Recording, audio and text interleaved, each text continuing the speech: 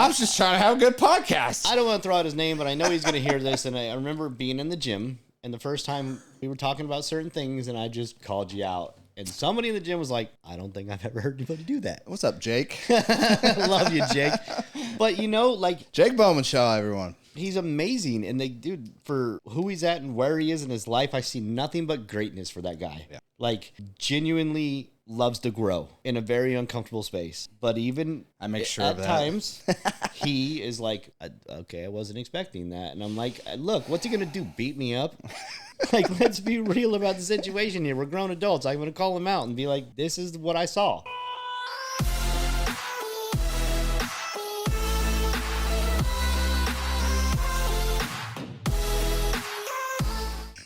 Welcome, everybody. Welcome to Talk Hard Podcast. Bringing it to you live. Wow. Hey, Chris. We're not even live. Is that how it's going to be? That's how the show's going to be, guys. But no, Chris, what I want you to do next time is record the setup and then that little SpongeBob where it says 2 hours later. By the way, we have a special guest. Absolutely. Who do we got? We got Mr. Jake Bowman-Shaw in the house, ladies and gentlemen. Well, yes, we're live. Oh, we're live. I've been alive this whole time. I don't know what you've been doing. Welcome to the show, Jake Bowman-Shaw. How you doing today? How you feeling? How you ready to go? You caffeinated? You good? I am caffeinated out of your fridge. Your Celsius, your beyond amounts of Celsius that you keep in your fridge. So what Fahrenheit do you keep your fridge at then? Is it not cold? I don't know. Do you have my? Do you go off thing? Celsius? No, I don't have your thing. All right, whatever, guys. I'm unprepared. I'm unrehearsed. Jake. Jake. Tell us a little bit about you. Who are you? What do you do? Like Jake. Got you. Yeah. Like Jake. Who are you? I will start with who Jake used to be. Okay. No, that's fair. Yeah, No. Why not? Why not? No, I won't go into too much detail. Can I tell stories about you then? After. Yep. Go ahead. So who Jake? Tell him how you used to get money, Jake. Tell him.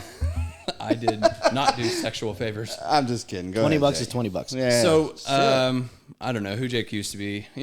Brian, I talked to you earlier in the week, man, and you were like, we want to hear a little bit about your story. Did we turn out? And we're going to talk about my story, not completely. But who is Jake?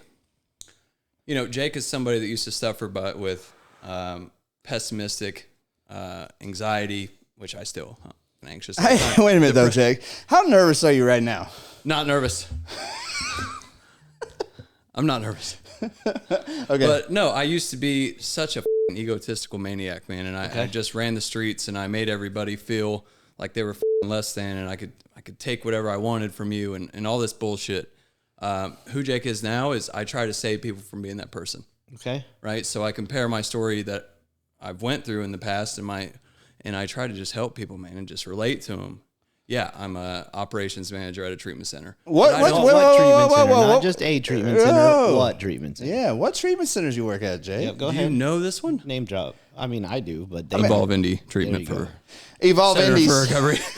Wait, what's the name of it, Jake? He's like, I think I know where I work. Evolve Indy Center for Recovery, man, and it's the greatest treatment center on earth. I have heard about this treatment center. I am blown away by all this that I hear out there in the street. Apparently, it's a very good treatment center.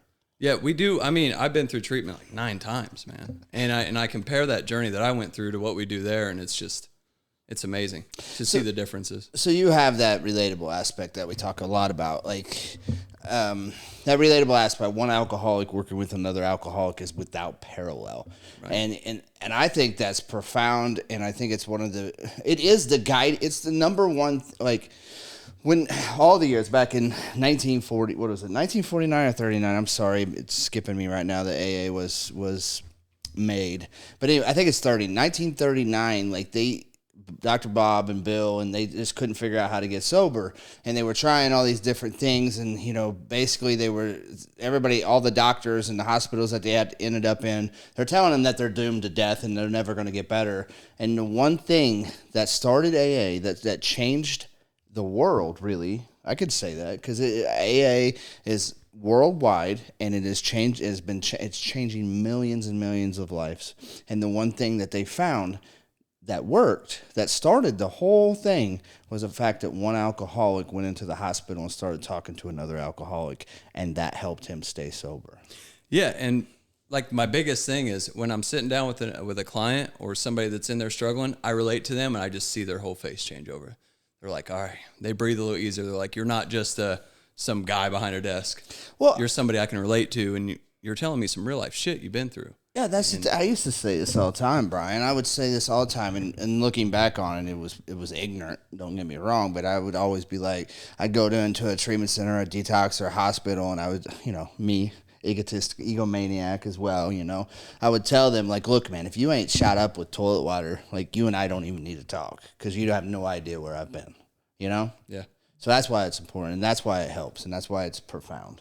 So tell us, as you're going through this journey that you're on right now, like we talked a little bit on the phone earlier, and we were talking about topics, and I like to shoot from the hip, as Marty hates, but it's just the way I like to roll, because I feel like it's the most, like, the realistic version is the unprepared one. Like when I used to give leads, I used to write a bunch of notes, and then when I would get there, nothing that I wrote down was what I'd actually say, right? Because when it's genuine, it comes from the heart. So as you're going through this current journey in life, like we talked about legacy, like for me, the things that come to my mind when I think about legacy is, did I live, did I love, and did I matter? Like if I died today, who would show up to my funeral? Right?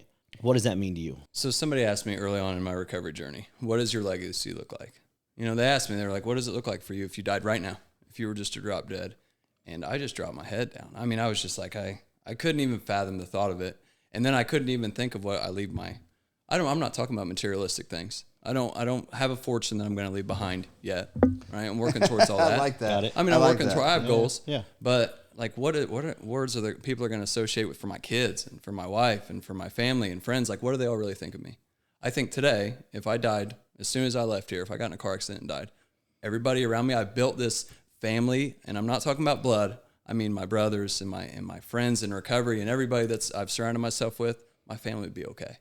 My kids would have a good name. They would bury me. Yes, they would cry, but it'd be tears of joy. And they could talk about my stories and about how I changed my life. And how you effectively helped in your, you changed your life, but how you've affected so many people in your recovery journey. I think that's a legacy that I would be happy dying with, right? I remember this talk about legacy because this was one of the reasons I got sober. To be honest with you, I remember one of my overdoses. I took a shot in a dirty ass bathroom. The type of bathroom that has no running water, and the toilet hasn't been flushed for like, I don't know how many days, right? A lot of days. It's piling up, just smelling wonderful in there. Nice, 5-star bathroom. But no, seriously, like I'm in there and I took a shot and I woke up, I don't know how long later, on the floor next to this dirty ass toilet. Next to the toilet was, like I just said, hadn't flushed in days. Underneath the toilet was no tile, no linoleum. It was a OCB particle board that was rotting and falling through, and to the point where you can see the insulation underneath the floor, right? So it's this type of house, and I'm laying there, and I get up, and I'm just like, man, and something hit me with the fact that I just died, or I could be dead right now, and this is how I'm going to be remembered, is this person and how I died. Because we all hear stories of overdoses, and that's the first thing we hear. We don't hear that so-and-so was this, and this. We hear that he died, he overdosed, and he was at this house, or he was there, and we're just like, oh. And I stood up, and I looked in the mirror, and it pictured me at 143 pounds, whatever I was, looking in this mirror, hair hadn't been washed, hadn't shaved, and I thought to myself, man, this is how my kids are going to remember me. This is the story that's going to be left behind. Is like, while I thought I had some big name and some reputation, it was all surrounded with drugs and being able, he's a badass, or he's got the drugs, or he's got this, and he's crazy, and he's all these different things, like stuff that I thought was cool at the time, and I didn't get sober at that moment, but that moment, it planted a seed in my head, like, this is the legacy that I'm going to leave behind. was this shit, and that's sad. So, like I said, I didn't get sober at that moment. I still had a little bit more bashing my head. A couple more toilets to run into. I had to bash my head against a brick wall a few more times, quite a few more times. But that did leave a seed, So I with legacy, it's important to me, just like with Brian. We're all gonna. Here's the thing about life: nobody gets out alive. Nobody. Only thing that matters here is the memories that you create, the legacy you leave behind, the people that you help, and all these different things. Like, life is about connection and connecting with people and helping people. And because, man, like, this life is short. There's not much here. There's not a lot going on, and nobody seems to understand the meaning of it, right? I don't know. Legacy's big for me. Legacy is a big part of it, and I think what people search for, and you guys have touched on it before, is like a purpose in life. What's your purpose? I thought my purpose was to be a dad and all these things in early recovery. I was like, I want to get my kids back. Right. They need their dad. Well, I wasn't ready. Right. I wasn't ready to have my kids back, and I didn't deserve that yet. Right. So now that I found a purpose in multiple areas of my life, I feel like everything's just so much easier. Right. It is. I mean, we overcomplicate everything. You complicate everything. So do you, Marty. Like we complicate the things that we don't need to do. If we simplified it and just remember where we used to be and where we're going and everything in between, and just have gratitude throughout it, like everything's so much sweeter when I remember to do that. Well, that's the funny thing is, like, you mentioned something about parents, and I've been seeing this a lot lately, and it interests me when somebody's like, I want to be a good dad, and that's a variable, right? Like, a good dad to me was not a good dad to my brother. Right. Because I love my dad. Me and my dad are, like, super close, and we had similar experiences in the family, right? My dad was an alcoholic. He was a jerk when I was younger. He worked a lot, like, that impacted other people in my family differently than it did me, right? So what is a good father? I think it's a byproduct of just who you are as a person, and it's not going to be the same for everybody. Like, children will feel things differently, right? So all you can do is be the best version of yourself, and there are dads out there that feel like, well, if I just work my face off, then that makes me a good father. And I'm like, okay, but what are you leaving behind? Like, what memories are you leaving behind? You might leave behind some money, cool. If your kids don't understand that with entitlement, that'll be gone in a year. So what did you actually do, right? Like, I've seen it happen a lot where these kids are entitled. They don't understand the money because they didn't have to work for anything. But dad left millions, and then a year later they're probably calling us to try to get in treatment. $20 is $20 kind of a thing. Yeah. Like, it's so like, I'm not gay, but I'm broke. So what does your legacy look like today? If I died right now? Yep. So today, I got a 2-year-old, I got a 10-year-old, and I got one on the way. I got a daughter on the way. So my daughter I would never meet. So not only do you have that, but you're actually a father to these kids too. To the best of my ability. No, you are. You are. Yeah, I am. Yeah. I am. And so if my daughter would never meet me. So she would only hear what Marty tells her, what Kimberly, my wife, tells her. She would only hear what my friends. I promise you, I will not let her call me dad. Don't tell her the truth. Oh, I keep cussing. Sorry. But, so she would never meet me. So I've impacted the other two. I wonder what she would be told. I think it'd be pretty good things. She would have good memories based off my friends and family's perception of me. Okay. Yeah. Your wife would definitely, your legacy would live on with your wife. I guarantee it. She loves you. And it took a long time for us to get to that point. We've been together 5 years, and shout out to you, by the way, baby. Love you. I love it. Perfect. No, it's okay. I have a good relationship, too, with my wife. Yes, you both do. It makes me disgusted. We can dive into that situation later. But are we going to? No. Me and him talked we secretly about. will later. We'll attack him next time. Attack me. I tell you. You won't like it. Here's what's funny to me is, like, when I think legacy, now I don't have children that I'm aware of, right?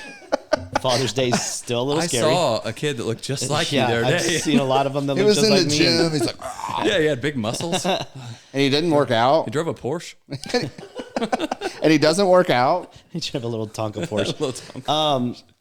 Your legacy lives past that, right? Like, it's not just about your family. When I think legacy, I think, like, of all the people that I don't even realize that I've impacted. The ripple effect. Because I will never hear about it. This happened to me recently in like a coaching session. I was speaking to somebody and I asked them a question, and in that moment, the question didn't really hit her in that way. And then I was in the next training course, and she happened to be in the same one because this was all online. She's from another state, and she was like, "Hey, Brian, I got an answer to that question now." Like, it hit weeks later, right? Yeah. So there's so many people that you will impact that you will never know about. It's happened to me with recovery stories. I ran into some dude like a grocery store or something. He was like, "Do you remember me?" Nope. He's like, "Oh, well, you gave your lead." I believe it was Fairbanks at the time. And man, that really hit me. And I just want you to know that like that, it made sense to me that night, and it's helped me stay sober. And I'm just like, damn, like, you know what I mean? How many other people are there like that? And the cool thing is I don't worry about that. That doesn't even cross my mind when I wake up in the morning is how many people am I going to impact today? I just know I'm going to do it. And whoever it is doesn't matter as long as it happened. I think that's important to realize too, is that like everything we do matters. Everything that we don't do matters. Like to us, it could seem nothing. It could seem frivolous, or maybe we didn't want to do a certain thing or speak at a certain place or just shake somebody's hand and look them in the eyes and say, "Look, man, I love you, bro. Or I'm proud of you." Like that doesn't mean anything really to us. We may not even notice it because that could totally change somebody else's life. And that is powerful. And I don't think, and that's what I love about now. When I first started, when I first got in recovery and year or two in, maybe a year and a half in, I started talking about my recovery, started going live with it, started doing the things that we do, and having no idea what kind of impact that would have created. Doing the Monday Motivation Show and how that just really impacted a lot of people. And then we were just doing what we did. We were just, me and Brian Kendrick were just doing what we did, and we loved it. We loved the energy, but that show and coming out and talking about our recovery and being loud about it, man, it affected a lot of people. Oh, you were loud about it. You woke me up at 7 a.m. screaming in the living room. Ah! Can I talk about this too? Because Jake was an alumni from the Truman Houses, and he was one of those guys. And I came in. I got pictures of him. I wish if you could find that picture, like bloop it on here. No. Chris Cobb, bloop the little picture of him. Right, he's a twig. He's a twig. What do you reckon you weighed when you first came in? A solid 150. Imagine Jake, 6 foot. He claims 6'10". I don't know how tall are you? 6'7". 6. Okay, 3. I'm a man of my word. I'm 6'3.5". Okay, so he's 6'3" at 150 pounds. I mean, he was a little skinny. He had that little beard. Remember your little cool beard that you had? The little chin strap? You got the pictures of that beard? The little chin strap? Of course I do. I was a lot different looking back then. I wrote his ass about this chin strap thing that he thought was so cool. 150 pounds with a chin strap and a cock bill. Yeah.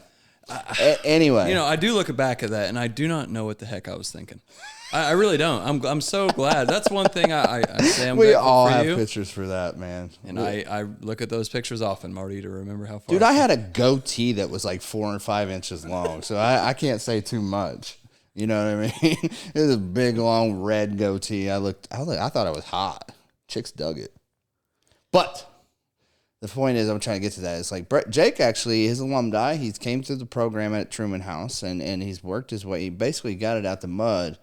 And I want to tell you, when I first saw Jake Bowman-Shaw, it was in the front page of a newspaper that people were posting about this dude. Like they had they took a picture of the post of his picture, and it had his arrest stuff, what he got arrested for, and I think you were stealing steaks from a grocery store. We can say steaks.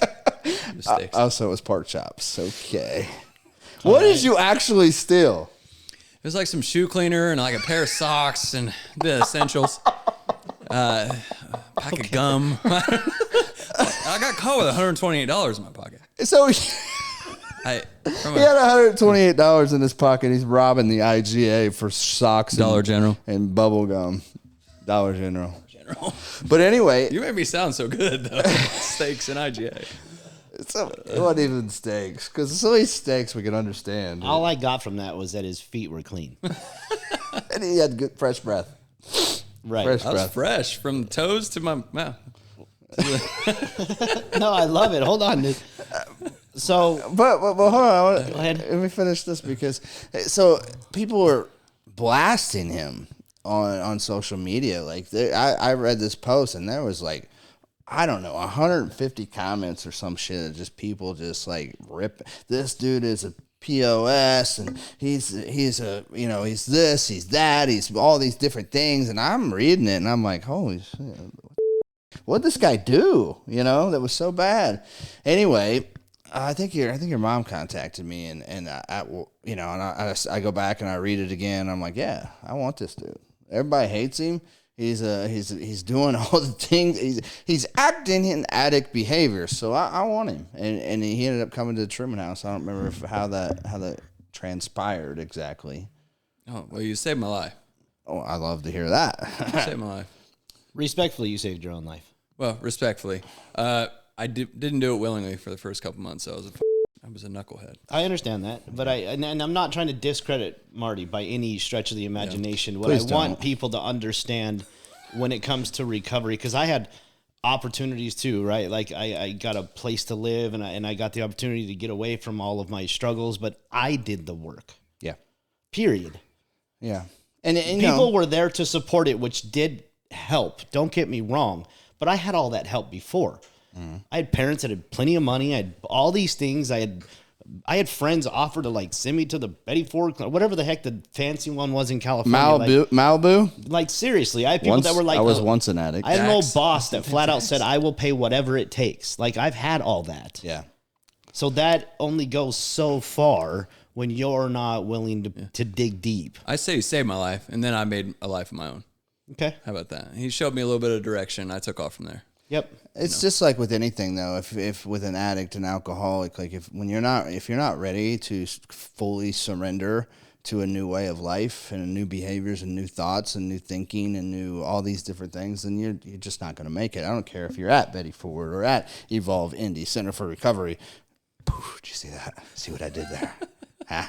Anyway, but you know, it's just that if you're not ready, then I wasn't ready when I got into recovery, but through like saying, okay, I have no intentions of staying sober. Like I'm homeless. I'm cold as shit. Like I gotta get in this program because I'm hungry. I'm sick all the time. I'm sleeping outside. I'm cold.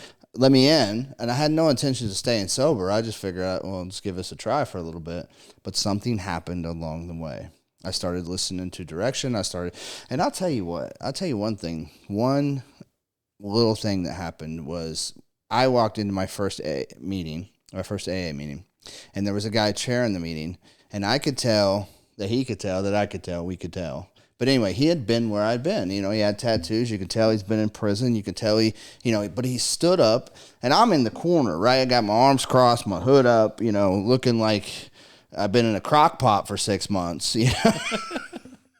And I'm in the corner, you know, not making any eye contact. And this dude sat up straight. He talked assertively. He talked with authority. And I don't remember what he said, right? And I think this is important. I don't remember anything he said, but I do remember how he made me feel when he was speaking. And I was like, that's that relatable aspect we just spoke about, because I knew he had been where I'd been and done what I had done, and he had found a way out, and I wanted what he had at that moment. You know what I mean? That's important. So we'd talked a little bit earlier when we talked about legacy. One thing that really hits me really in the heart is when you talk about living your truth. Like, that means something. That genuinely, to me, is the legacy. Because who everybody sees driving the Porsche, people don't understand why I did that, right? That was something on my board. That was a bucket list thing, and I got a smoking deal on it, and I made it work. Like, people think I just got this fat raise. No, I just, like we talked about before, I understand the market.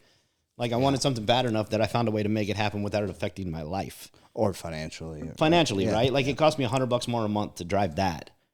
And now everybody thinks I'm You rich. just asked me for $20 when you got here. Well, I got to make the insurance payment too, dick. $20 is $20, bro. You know what I mean? Who you are is when no one's watching. Right. That's who you really are. It's integrity. And so when it comes down to living the truth, some people get real mad at me for this kind of stuff because I'm the type that, like, if I see someone doing something, I'm like, do it, right? Do it twice. Right. Like, if that is genuinely how you feel in the moment, do it. If it's wrong, not my problem. That's your problem. Yeah. I'm going to support whatever decision you think you're making as long as it's coming from a place where in your heart it means something to you, right? And that's living your truth. That is the legacy, in my opinion, is like, people will know if I died today, Brian gave it to you straight. Whether you like it or not. Straight shooter for sure. I don't shoot any other direction because I don't beat around the bush. I don't have time for that. This is how I feel. And it doesn't come from a place of like maliciousness. This is just my heart. But also at the same time, Brian, you're on the same page with me. We shoot we're gut shots every time, right? That's who you and I am. Is that right? Is that are? Yeah. That's who you and I are. It's okay. Grammar's next. Grammatical? Grammatically. Anyway. I'm mathematically correct. But we also, you and I are humble enough to know that, we could be wrong sometimes too. And that's a wait, hold on. I've not yet been wrong, but somebody look up possible. the definition of wrong because I don't know this word. Marty, are you okay? I mean, I've never been wrong yet. We're on. But I'm open to the idea. This is being recorded. But yeah, go ahead. Anyway, though, like when we started this podcast, we said, like, basically there's a lot of chances that our idealism and the things that we believe in, they could change. I mean, they could change from the start of this show, which is episode 1, to episode what, Chris? 7. Sure, that episode 1700. We could change, right? A lot of things about us through conversations, through researching, and through just things in life change, and we did different perspectives from different people. Like, we're going to change, and we could be wrong. There's a possibility. It's not likely, but it's possible. Well, see, here's the thing with me. It's like a 0.9% chance that you think you're ever wrong. Go ahead. I don't believe in. This is going to be a stretch, but in theory, I don't believe in right or wrong. Right? I believe in science. There is right and wrong, correct and incorrect. Like, scientifically, that's a truth. Right and wrong on every other level is perspective. I get that. Because there are people that go out there and genuinely kill people and think that they're doing the right thing. In their head, I mean, clearly they're messed up, but that's not the point. Like, they don't believe that they don't feel the same way I would when I hurt someone. Like, they don't have the empathy. Like, in their head, it feels right. So right and wrong is perspective. So I don't do things about right and wrong. I do things based on sad and happy. What about this, though? So at one point in your life, you might feel like it's right, and you might feel like it's the right thing to do. It's because you've had it engraved in your life for so long that that's what you believe in. And then your perception, because it changes. My belief changed. Somebody come and change your perception. So what you did in the past was wrong because you have a different perception, or is it still right because you believed it back then? It's still right. Wow, what a question. If I was happy in the moment. If I was happy in the moment, then I was living my best life. Whether it was right or wrong is, again, still perspective to me. Like, people think that public display of affection is wrong and cursing is wrong. I don't curse. We've had to bleep you out like 15 times already. Like, again, to answer your question, yes, it was right in the moment, and then my belief system changed, which is perfectly fine. There are people that don't go to church that believe they're still going to heaven. I happen to be one of those people. It's not because I'm against the church. It's because I have my perspective of what the Bible says, and I don't believe that the church is the way to heaven. I know Jesus is, and he's not in the church with me. He's in my heart. So that's where I live, right? I go to church, I celebrate, I do things, but I don't feel like if I don't get up on Sunday, I'm going to hell. And if I do, that's my problem. Yeah. Right? So again, but then when I was little, man, if you didn't go to church every Sunday, I firmly believed I was going to hell if I wasn't there. Were you raised Catholic? No, I was raised Christian. Okay, yeah. I was raised Catholic because everybody in my family just had and I would go and I would get the bread and give the confession, and it just felt so forced.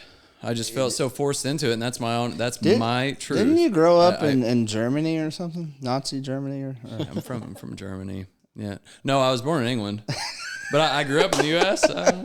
So, yeah, I was raised Catholic, and it just felt so forced that at a certain age, I started to reject it, and I started to go against the beliefs that I was forced to believe in when I was younger. And I was just like, And then I felt like, okay, now I turn my back on Jesus. I've turned my back on religion. Since then, I have the same belief you do. Right. So again, that's what I mean. Like in that moment, it's right. Yep. Now we're talking about according to society.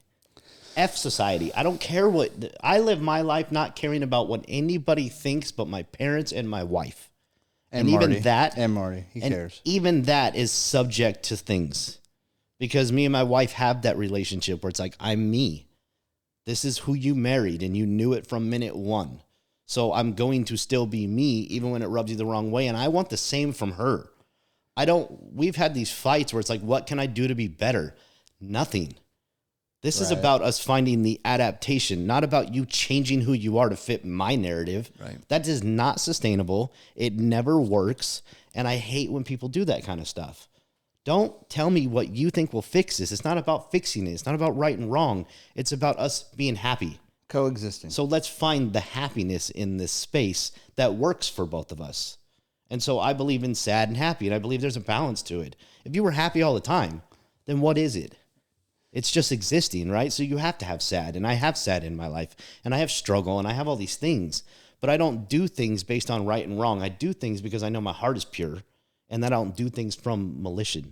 Like, that is not my motive in life. I'm not out to hurt people unless you hurt someone I know, and then I can be a pretty bad person. But I'm honest. He's like, about I still got thug in me, bro. I don't give a Me shit. 10 years ago can't come back. I'm a I really still got that in me. genuine person, but if you hurt someone I care about, yes, something could go wrong, and I would still sleep fine at night. That's the problem. You could have an accident, is what he's saying. And I don't think my intentions turned pure just because I stopped doing drugs and alcohol.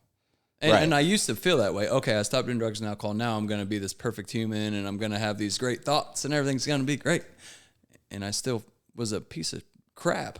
Yeah, you know, like my wife helped me so much, and when we were early on in our relationship, she was big shout out to Kim, by the way. Yeah. She was like, you're still kind of a dick, you know. And I'm like, what do you mean? She's like, you're lying. You know, you lied to me there. You did this, you did that, and I'm just like, I don't see it. And it's because I was in a toxic relationships up until the age of 26, right? I'm 30. So whatever, the first time I got in a relationship was 11. So 15 years in toxic relationships, that's all I knew. That's all I knew how to be was freaking toxic. And that's what I kept around me, because if you were toxic and I thought you were more toxic than I was, that gave me an excuse to stay my toxic self. Yeah. Right. So and this is why I gave a big shout out to Kim, because she's literally rode through this shit with him from the Truman House on. Like, you know what I mean? I mean, she uprooted her whole life to move up here and give us this opportunity to, like, we moved to Westfield at first. And if anybody's from the Indianapolis area, Westfield's an hour away from here. And it was just a whole different, we didn't, like, I knew you were my family, and I didn't know Brian yet. I didn't know anybody up here, but we moved kind of isolated away from everybody. She had no family. We changed all that. We changed it all, and she's stuck with it. But my point is, she's changed my perception on relationships, what a good intention, like a good human looks like, because she's so pure. She's just been pure her whole life, it seems like. And for her to bring that Are we into talking about mine- the same Kim? You know- Kim is a gangster, This bro. This is awesome. Kim is a And straight I want to touch gangster. base on this because, I love you, Kim. It gives me chills because my wife is very similar, and for the first couple years, and even still sometimes today, I struggle to think that's even possible. Yeah. Like, how can you be such a good woman that you don't think about that hot dude in bed?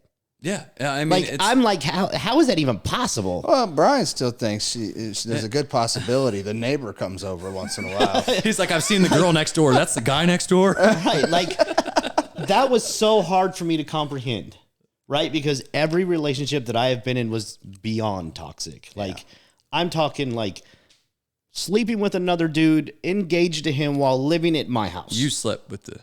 Yes. Oh, okay. And that's where it got real weird, was we were both dating the same guy. Wait a minute. What just happened? No, Wait, so, did you just come out of the closet? Yes. Well, I'm half in, This half has out. to go viral. I get that. Like, and how do you live in that today? Like, that can't have gone away in 5 years. You can't get rid of 15 years in 5. So I'm a work in progress. I'm always going to be a work in progress, and I've came to accept that, right?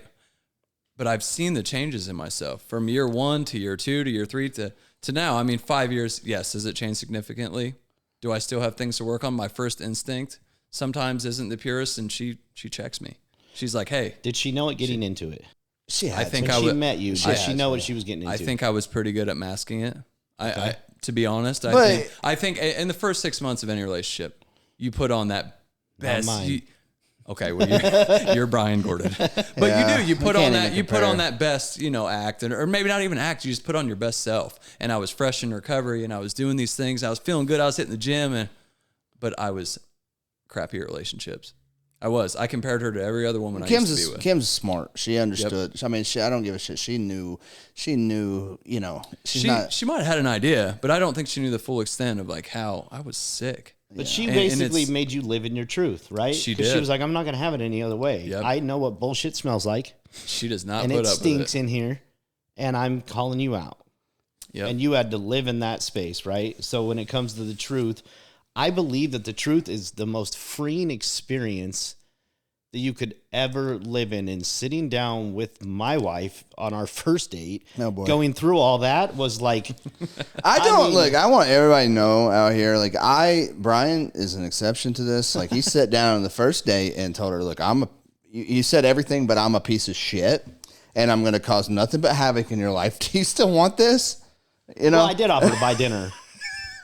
You're like, I'll go. We could just go Hey, here's now. the Actually, thing. you leave the tip. It's almost, if I was Jenny, I would have been like, this dude doesn't even want to woo me at all. No, here's the thing. Like, F him. I ended that sentence with, but I will love you more than anybody Harder. ever could and harder than anybody ever will. And she knew that was true because I had just led with a vomit of truth. And So how could I be lying? Why would I lie with that, right? and that's good to do though. Be upfront about it because then it sets that expectation bar, right? Like her expectation was, oh, okay, I know what I'm getting myself into. And it was, I'm talking like I got massive trust issues. I'm going to push you away. This is going to be very difficult for me to fall in love. Like I am not in a place, but you're good looking and you've got your life together. And we had like this odd connection though. Like we were just like good friends. It was from minute one. It was crazy. And so I felt like I owed her that. You were good friends due to your communication because I'm sure she was just like blown away.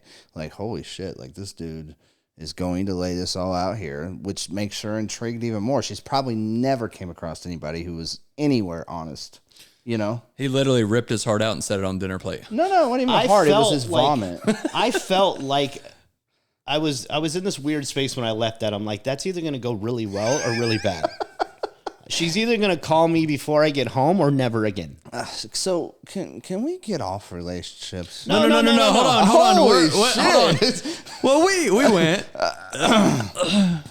We'll dig into truth with you later, Marty. But I'm just talking about living in truth, and relationships happen to be a foundation. And I'm talking about with friends. Like even when me and Marty first talked about this podcast, I'm like, look, this is how it has to be. Money can never be a problem. We're going to run it the way we want to run it. And we're not going to I don't care if somebody comes in and offers us $1 million a year to sponsor this. If it doesn't feel right, that's not what this is about. It's got to be foundationally true. I'd like to get those offers though on the table though. Yes, definitely. We will definitely filter through them and see which one feels right. By episode 17, we'll have Jake Bowman-Shaw on here. I figured that was part of it that's too. definitely, that was in the Because contract. this was not Marty's idea. No, this was my idea. It was Brian's. I genuinely I live with you. have an I see you every admiration day. for you.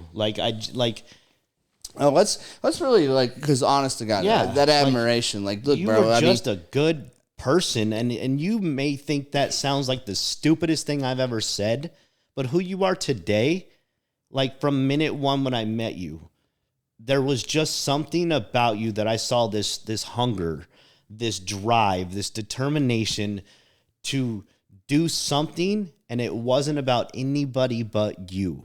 Yeah. And while most people think what an arrogant asshole, I think that is what a man is supposed to be, as long as you don't treat others like crap because of it. And that's what you didn't do. You treated me great. I mean, you were a little shocked the first time I stood up to Marty, but Yeah, and I think people do get shocked by that because Marty's Marty, right? People, hold on, he's Marty, and everybody is going to have this this whatever about him because of social media and what he does with his life and all these things, and they associate us together. I love that. Because once they meet me and they meet Marty and they find out that they're not arrogant freaking assholes. Yeah. Right? Yep. And I don't. Like, my social media, it looks like I'm on vacation every other weekend. Yep. Me and my wife were talking about this the other day. She's like, every other weekend it looks like we're on vacation and we live this, but we have real life things going on. You know, you're like grinding, I'm a bro. real person, and I grind and I do these things because I want a better life for myself, mainly.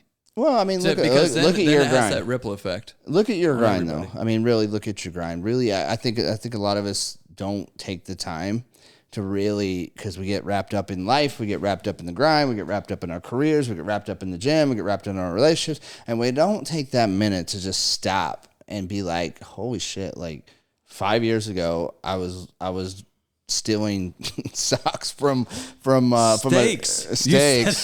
Just say shoe cleaner. Shoe cleaner. I was leave it- They were stealing so white. bubble gum from a damn dollar still are. store.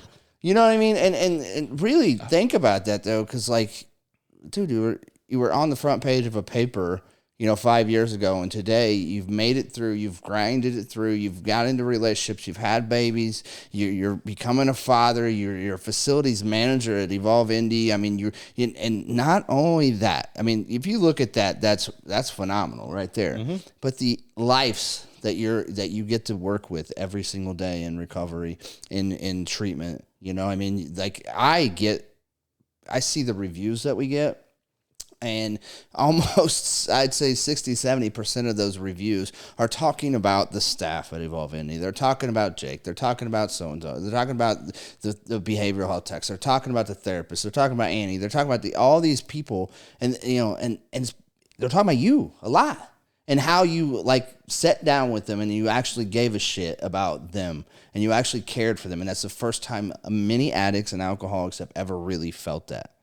You know what I mean? So that's powerful, and that's, dude.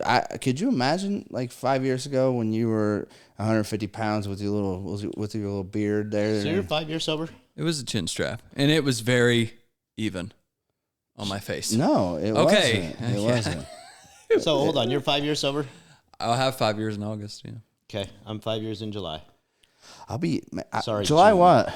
June 15th. Okay, so June 15th. July 1st, I'll have July. 8 August years. 15th. Yep. July 1st, I'll have 8 years rocking my recovery. So Bam. I want the people that are in recovery to understand this, and in reality, even people that aren't, it's the drive, right? Like when I came here from California, I had 2 suitcases, $600. I had shut down a business. I was just done. Aimless. I mean, done, right? I jumped on a plane because I had a job opportunity for $9 an hour. You really call that an opportunity? It was when $9 an hour is better than the life that you're living, making $150,000 That a says year, being something. broke. That says something, That says right? something, yeah. I was done. I was just done. From that, 5 years come by, almost married, going on our 3rd year. Whoop whoop. Going from $9 an hour to a number I won't mention. What is it's it? Definitely not $9 an hour, but it's close to 5 times that. And building a life, right? Like fixing my credit, doing all these things, like going back and being able to fix problems without a guilt, like being able to talk to people. But that came with the truth of living in a very uncomfortable space for a while. And that is the key to not only recovery, in my opinion, the connection to yourself and to others, right? But for just people in general, like, again, going all the way back around to living in your truth. The truth is you can't hide from who you really are. Be who you are. If you want to change it, that's great. But you got to figure out, before you can get to point B, you got to figure out what point A looks like. That's what I always say this to people, and I don't think people understand. Like, to me, it was one of those things that punched me right in the gut. Like, you do not get what you want out of life. Like, take that. You don't get what you want. You get what you are. So, that, like, I wish people could really take that in and digest that. You get what you are, and everything else is a byproduct that you talk about. Right. It's not, there's no karma bank. Like, you stop acting like you're a good person, hoping something good will happen when you go home and beat up your girlfriend. Like, we're on to you, Tom, or whoever you are, right? Like, I get it. I'm not speaking to an actual Tom. We're always watching. What's You up, know what I Bob? mean? Like, I'm being serious. So, like, these people think that if I go treat everybody good, then what I do behind closed doors is okay. Well, it's not And even that. It's going to balance the world. I don't even think it's that. It's like they want I just said it. You get what you are. And most people that are watching this and that are in early recovery or thinking about getting recovery, I promise you who you are is not going to get anything great in your life. You're not going to get the universe is not going to open doors for you because of who you are. When you start working on who you are instead of what you want or what you want to become or who you want people to see you as, when you start working, shut all that shit down and start working on you and what your faults are, what your character defects are, and start working on that behind closed doors with nobody watching.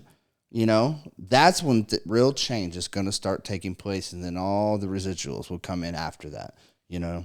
If I looked at who I was early on, it's totally different than what I am now. Yeah. So the growing pains, like for those of you that are wanting to get in recovery or in early recovery, it takes time. And I heard that I heard it so often. Oh, Everybody's grumpy. like, oh, grumpy. Yeah. God rest his soul. Grumpy. He always told me, it just takes time. And you put a glass eye in a duck's ass, see that? And I'm like, I have no idea what that means. I do not know what you're talking about. I don't know. Ducks, whatever. So he said that enough. And I was like, well, obviously it's just going to take me a little bit of time. And now I look back and I see what that means. But what doesn't, right?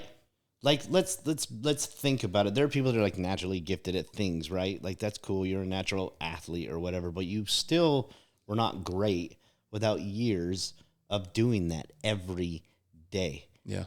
Basketball players, like guys that get good at it, and I'm talking like next level good, dribble through their home. Like, right. I'm being serious, right? Yeah. They walk around with a damn basketball. You probably find one in the back of their car at all points in time. Yeah. And if they see a hoop, they get out and they shoot, and they shoot. And they go to sleep, throwing it at the same spot against the wall. Like, this is what people do. It's just time passes. And you don't realize when you turn around that it's been 8 years. Yeah. You weren't born that way. Greatness is inside of you, but it has to be developed. Agreed. You have to acknowledge it, accept it, and be patient with it. There's some people that have like instant success with businesses. I've seen it happen too many times where they blow up in like the first year. Awesome. Those people that usually experience that don't make it past 10. This is like, you can look up the data on this because there was no journey. It was just like instant. And then they're like, what do I do now? I've got all the money I need. I don't know what the hell to do. They lose their drive, right? There was no actual like growth factor to it. And I don't say that to scare anybody, because when you really think about it, 5 years is not that long. Yeah. I have completely transformed my life in 5 years. I'm excited about what the next 5 years look like. That's it right there. Right? And that means I'll be 46.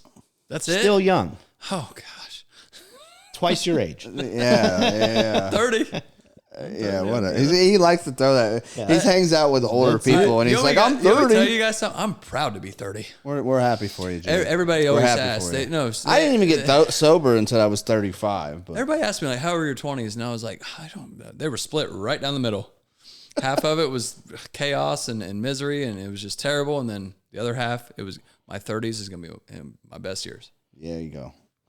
30s. Mine were similar. It's arguable. Like I was experimenting with drugs most of the time, but my later 20s were once I realized that I was an addict.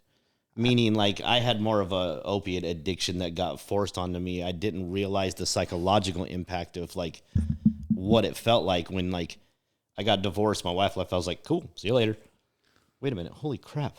How'd that happen? Like, I've been heartbroken most of my life, and I don't remember her even walking out the door for the most part, right? Because I was so messed up on something that you don't feel anything. That's the point of it. But what is scientifically proven is that people that don't feel, because there's so many people like, I wish I just didn't feel, those people die early.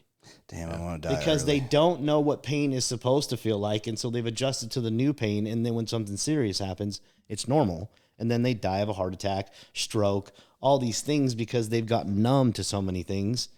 So I try to feel as much as I can, and I'm an empath by nature. Like, when people fall, I feel it in my bones. Like, I genuinely feel it. It makes me cringe, and I love that. It makes me emotional. Are you the type person who watches them videos and when they wipe out on their skateboard? It hurts. I feel that shit. It genuinely hurts. Whenever you see somebody up high, like your stomach, my palms sweat, my stomach drops. But when someone hits the ground, I feel that too, bro. I feel it. I thought I was alone. No, man. my wife thinks I'm crazy sometimes. I'm like, no, I don't think you get it. Like, it hurts. Like when the dude on the skateboard, he goes across the handrail and it gets bam, he lands on it right in his crotch.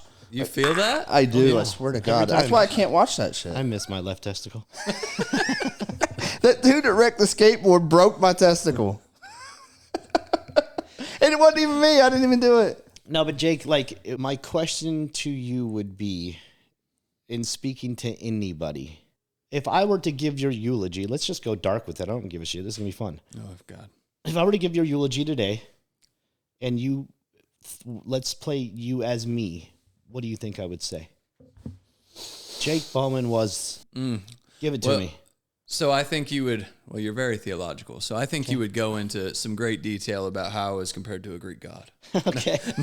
Got it. No, I think first off, you'd be honest and you'd say, you know, my perception of Jake and things like that before I met him. I don't know exactly what you would say, but when I did meet him, humble, you know, some words that you were throwing in there, you could tell that I had great intention, you know, honest. He likes to work out a lot. Conversations. I mean, just seeing you in the gym, like we always stop and we always acknowledge each other. Respect. You know, he was a respectful person. And Jake has a whole cupboard full of pre-workouts. I don't have a workout problem. Definitely not a workout problem. Well, okay. Again, right and wrong problem is perspective. You know, and I think you would go into details about, I mean, that just the effect of the changes that you've seen because you personally have been down that journey. I don't think you'd make it about yourself, but there are similar comparisons between us that I think you could touch on. I mean, I think Jake Bowman-Shaw is a great person. Driven, compassionate, empathetic. What do you guys think? Genuine, truthful, Great full father. of integrity, good father, Good husband. great friend, ride or die. Like, I believe you'd be there if I needed you, right? And that's the great thing about it is, like, I would be there for you because I called him when we were on the way out of town, and we were joking about a possible. we love you, Jenny, by the way. We were joking about a possible situation, and he was like, "Oh, I know what this is. Just tell me where to be and when to bring the shovel." I got the bags of lime in my garage. My wife was like, "Wait a minute." I was like, "I'm taking my wife to the lake," and he was like, "Oh, I know this phone call. Where do I need to be, and do I need a shovel?" I was like, just drop me a pin and I'll be there. Like, I believe Kimberly, that I'll be about home you, late tonight. right? I'm dirty. I believe that about you. And Kimberly would be like, I got a shovel too. She'd be like, you want to take my car? It's better on gas. right. That's what I'm saying, though. Like, I don't Yeah. think people get it. Like, I don't think people understand. I have consulted for massive businesses. I currently am higher up in a company that does multi-million a year, and I wouldn't do what you do. Why? Because I carry too many things home. It's hard. It's a hard job. It's tough. I would be lying if I said it never happens. I would. I was talking to a client yesterday. I was talking to him. He's in my office, and he's struggling, man. He is struggling. He did almost 10 years in prison, you know, and I said, man, come down here.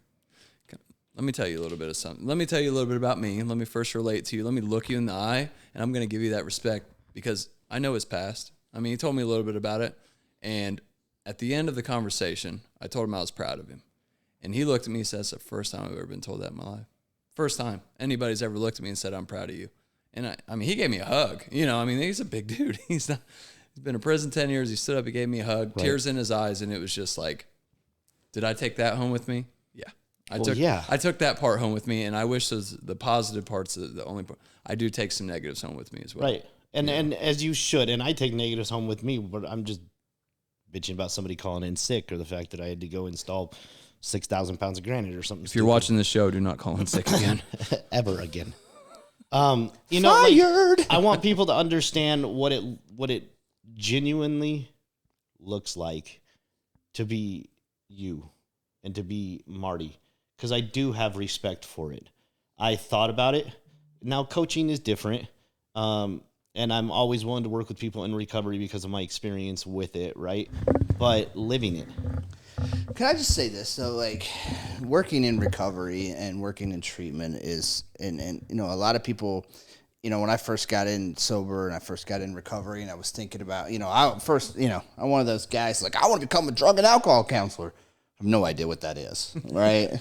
No idea what that entails or what it looks like or anything. But, you know, this is why burnout's so big in the mental health and addiction field, is because this is not a 9 to 5. There is no, and a lot of people who have these boundaries in life really, like, I question their ability to do what we do, as far as helping people get into treatment and helping people find their path and working with the families and working with the mothers and working with the children and trying to find resources for every single person. Like, this is what we do. And working with clients one-on-one in group settings, in all the manager operations that you do at Evolve Indy, because you pretty much oversee a lot of everything really besides clinical. You oversee everything there, and you oversee all the clients, and you oversee a lot of the behavioral health techs, and it's just not something that it's not something for everyone. Like, this is a job, this is a career, this is a lifestyle.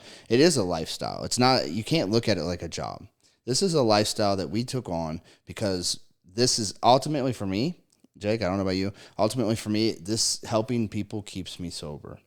It's that relatable aspect where, you know, I could be all up in my shit, shit going on in my world, and everything just disarray, and then that guy comes around the corner and says, "Hey man, you got a second? We could talk." And then instantly all that shit is gone, and I focus on somebody else, and I feel better. You know what I mean? Yeah. I don't have the desire.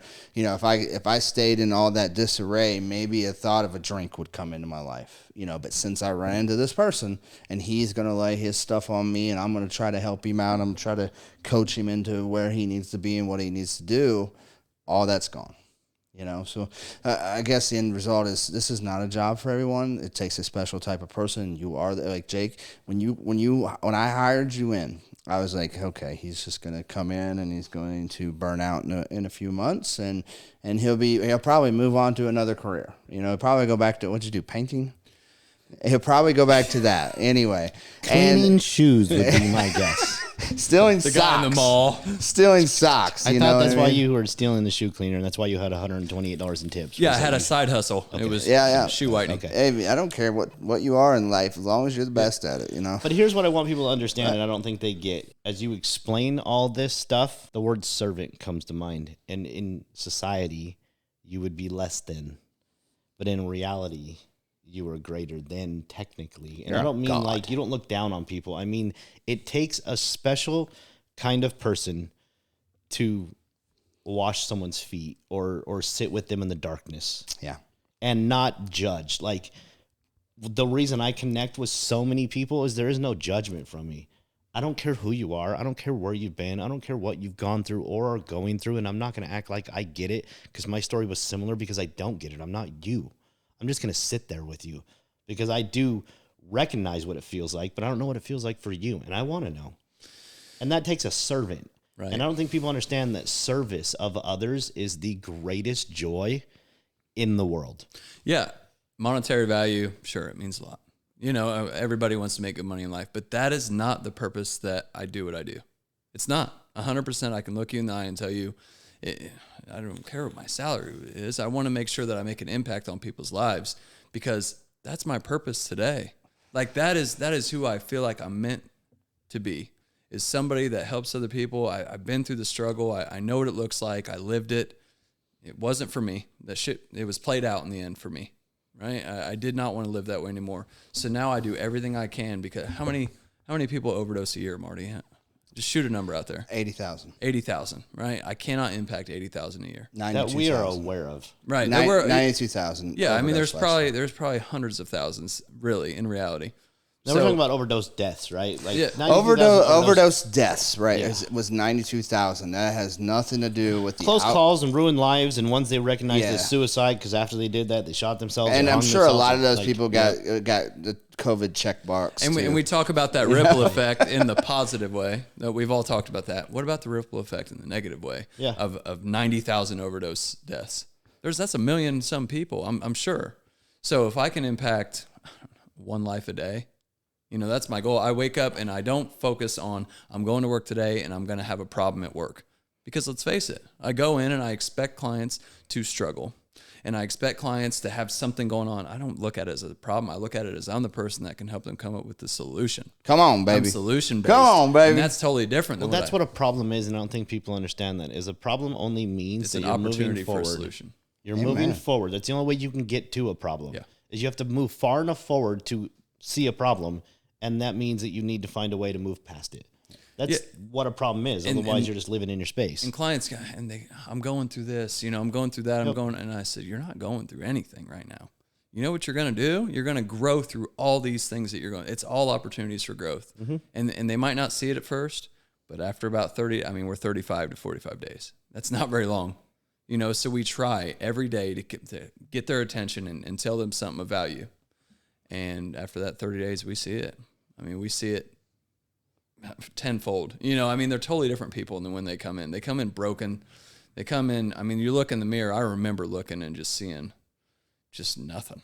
I didn't know what was looking back at me, but I didn't like it. Yeah. And I ask them, who do you think you are now? And now I hear them talking about solutions. So it's nice to see the transition from the problematic person, the negative, the coming in pissed off and mad and cussing. I like that. I like when you come in cussing. Let's go out back and scream at me. I'm that guy. Guys that worry me, the guys or girls that worry me when they come in just bebopping and happy to be there. I'm like, wait, what's going on? I'm just happy to be here. You're on day 2. Are you fully detoxed? That's what I've been thinking. What are you on? But anyway, Jake, thank you for coming by, man. We appreciate you. We're going to have you back on the show. Guys, tell us what you thought about this. Cuss out Jake. Tell Jake, by the way, if he parks in my grass again. It's not it's the city's grass. I'm going to move my car right now onto your I am dandelion driven. Over. I have said it 15 times. Jake, don't park in my grass. Jake, don't park in my grass. I have these little bitty tires on my little truck. Hold on. I want to make a quick point here. Here we go. How many times did someone tell you, Marty, don't do those drugs? Don't do those drugs. Yeah, Marty, the more you tell somebody not to do something, the same the more people they who told me do not it. to do drugs are the one giving me the drugs. I go to pull out of my driveway the other day. I got 2 cars blocked in by Marty's truck. Both of them. It's a big truck. So these are first world problems. But what I want to leave everybody is with this. Your purpose in life should be service. This is my opinion. I could be wrong, but I don't care about that because right and wrong doesn't exist. Oh, here we go. Your purpose in life should be, if you want to experience more things, add value, right? Amen. If you think you're worth something, then go add value to something. That's what makes you worth something, not what's in your bank account. Don't come to me and ask me what I can do for you. You come to me and you add value to me, and I promise you will get places. Right. When you have 2 people adding value, all you're going to get is a positive result, right? That's just how now we're going scientific with it. That's a positive, adding a positive, and then you put 2 positives together, 2 plus 2 equals 4, right? Again. Does it though? It's really that simple. Yeah. So serving others is not a bad thing. Serving others is a genuine purpose in life, and you have to be built for it. And if you're not built for it, that's okay. Understand your space and just exist. I'm okay with that. Yeah. It's not for everybody. Yeah. And I don't want everybody to be for everybody, right? Like, otherwise, who are we actually serving when everybody's serving everybody? It's just a new existence. There has to be balance. Like, I'm fine with that. I don't expect everybody to do this, but I want everybody to understand that it's okay that not everybody's a servant. Yeah. I'm one, and I'll always give when I can. And when I can't, you better believe you're going to hear the word no. No is okay with that. No is a complete sentence, by the way. So with all that, it is. Thank you for what you do. Yes. I'm going to leave it with this. If I were to give you an obituary, it would be too long. I would probably get kicked out of the place. It'd be longer than this podcast, and it would be genuine. Yeah. Because I have that much I could say about you in a short amount of time. So understand you do impact people more than you realize it. You give off an energy that is so noticed that even when something shifts gears, my wife noticed it and actually reached out to me. Was like, Jake was off today. That is your energy. And it is so powerful that when it is a little bit off, even though it was just your pre-workout and you were super focused, right? People were super hyper-focused. People were like, but it shifted. And that means that your frequency is shifted. And when it shifts, it's impactful. Yeah. So understand your place in life has an impact on people that you may never realize. And that holds a lot of responsibility. So when you carry yourself, you always carry yourself well. And I admire you for that, at your age especially. So that's why I wanted you on here today. Thank you, Brian. Jake, thank you, man. We are big fans. Yeah. Yes. So listen, like, subscribe, follow us. Jake will be back because I get to say. He will not park in my yard. That's all I got to say. He I'm will pouring not. concrete on Marty's whole entire property. You have dandelions the size of my arm out there. Have a great day, guys.